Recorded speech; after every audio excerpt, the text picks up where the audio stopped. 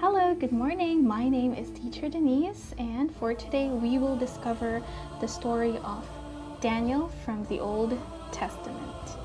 Daniel and his friends, Shadrach, Meshach, and Abed-Nego, and also Daniel and the lions. In the city of Jerusalem lived Daniel and his three special friends. They were going home for lunch when suddenly the trumpet sounded.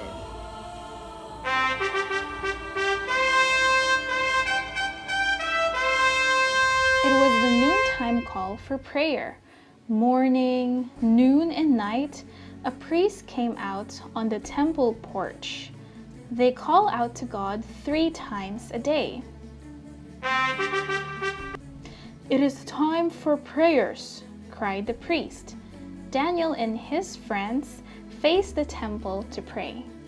People of Jerusalem stopped whatever they were doing to face toward the temple and pray. For lunch, Daniel's mother served pulse. Pulse is a food like beans, vegetables, berries, and dates. Healthy food would make him grow tall, strong, and would get him good grades at school. So kids, remember to eat healthy food to make you go, grow, and glow. Wow, the fruits are also yummy. The people of Jerusalem felt safe in their city. The city has high stone walls and very strong gates to keep the enemies away, while the watchmen kept watch day and night. But one day, the trumpet blasted its warning. "An enemy is approaching! Quickly!" The entrance and gates were shut. People looked out to see what was coming. Far away, soldiers with camels marched closer and closer to the city gates. "Oh, it's the army of Babylon." They pushed the wall, then it crashed. This proud army of Babylon took over Jerusalem. You can see they stole the gold and the riches of the city. And Daniel with his friends were also captured as their prisoners. March, march, march. They walked for days and days in the hot desert. Everyone was thirsty, hungry, and tired, but they had to march until they came to Babylon.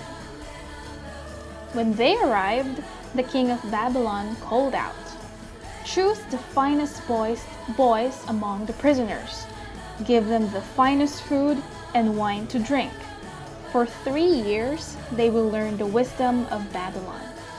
Daniel with his friends were chosen, and Prince Meshach was in charge of all the boys. Upon seeing the king's food, Daniel said, "Oh, we cannot eat and drink the king's food. Let us ask Prince Meshach to give us fruits and vegetables to eat and water to drink." Daniel and his 3 friends requested politely to Prince Meshach. "No," he said. "If the king will see that you're thinner than all the boys, he might cut off my head." But Daniel begged for them to try for only 10 days, and Prince Meshach agreed. Daniel did not forget to pray.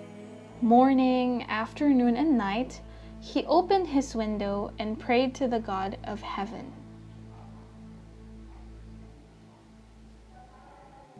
Well, 10 days has passed, and Prince Meshach saw that Daniel and his 3 friends looked better and healthier than all the boys in the kingdom. He was very pleased as well. 3 years went by. The king wanted to test Daniel and his friends. He asked them questions in which they all answered with great wisdom. They were wiser than all the wise men of Babylon. Fast forward, many years had gone by, and Daniel grew up to be a wise, good man. The king also made him the ruler next to himself. Of course, the other princes became so angry with the king. They were also jealous of Daniel. "We need to find his flaw," said the prince.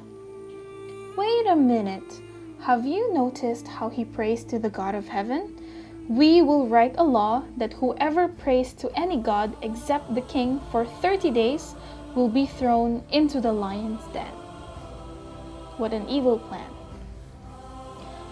The prince wrote the law and the king signed it because he was also pleased that he would be honored in all of his kingdom. Messengers spread the strange new law for all the people to hear. Everyone stopped to listen. And that same day, the evil princess hid and observed Daniel to see if he would still pray to the Heavenly Father. And Daniel opened his windows and started praying. The evil princess spared no time to report to the king what they have seen. Oh, the king was so sad for Daniel. The guards threw Daniel into the lion's den.